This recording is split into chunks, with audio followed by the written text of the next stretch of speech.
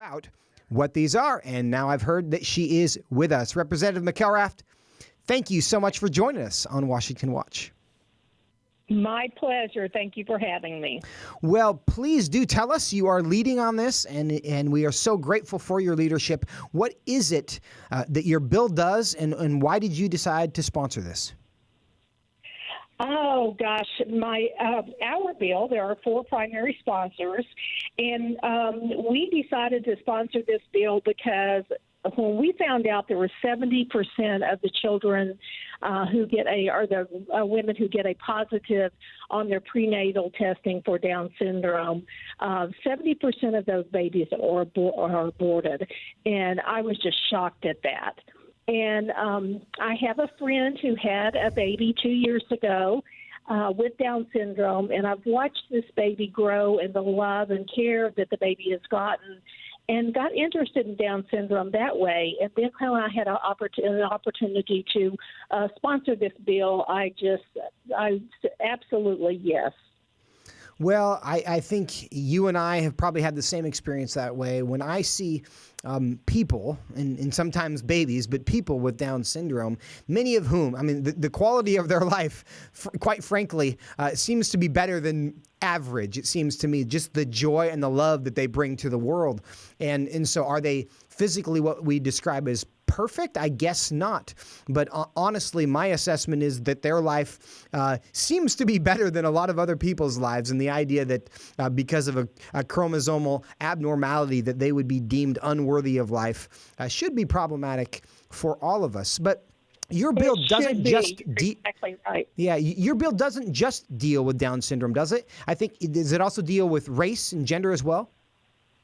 Yes, it does. We already had in our statutes the sex selection, and that passed, I think, about 6 years ago. That's been in the statute, and we just added race and a positive or presumptive positive test for Down syndrome as another way to stop discrimination to prevent those abortions, or actually ban those abortions. Yes. What kind of response have you gotten both from the public as well as from the legislature in North Carolina? Well, from the public, it is amazing. In fact, there was a couple of studies done in North Carolina that said, I think it was 67 to 80% on the two polls, that they think that Down syndrome children should not be aborted just because they get a positive test. And of course, we know that these first trimester non-invasive tests are only sometimes 50, 60, 70% accurate. They do not, we get false positives, 20 up to 50% of the time with these. The mother's own DNA can interfere with the chromosome 21 DNA. So we know they're not accurate tests, and so many have told me during this that their wife got a positive on that. They knew they were not going to abort, and there was nothing at all wrong with their baby. But when it comes to these children, they make you smile. Oh, my goodness. We had testimony from adults who have Down syndrome that have been working at this one young man, Will, has been working at Whole Foods for 18 years.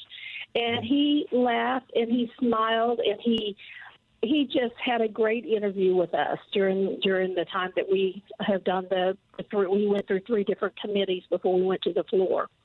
And it's amazing to see the happiness in these children. I think you're right. And I think for me, one of the most important points out of this legislation, and I think one of the things we want to drive home for the public, is the idea that our value does not come from our current health state or even what we contribute, but all of us really are made in the image of God. Therefore, our lives are innately valuable, not because our life is convenient to somebody else or even helpful to somebody. And I am so appreciative of the fact that you are making that point clear and creating the platform and the opportunity for that to happen. Now, we've got about 1 minute left. Tell us, what do you expect for this bill? Is it going to make it into law? Is it going to become law in North Carolina? Well, I'm very excited because we need 3 Democrats to cross over. We know the governor's going to veto it. It will be passed on the Senate side, and the governor will veto it, is what we figure. But we have Democrats to override the veto with us because they voted for the bill. So I'm excited that it should become law. Okay. Representative Pat McElraft, I think we may have just lost your phone, but we are out of time anyway. Thank you so much for your leadership. Thank you so much for what you're doing and for being with us today on Washington Watch.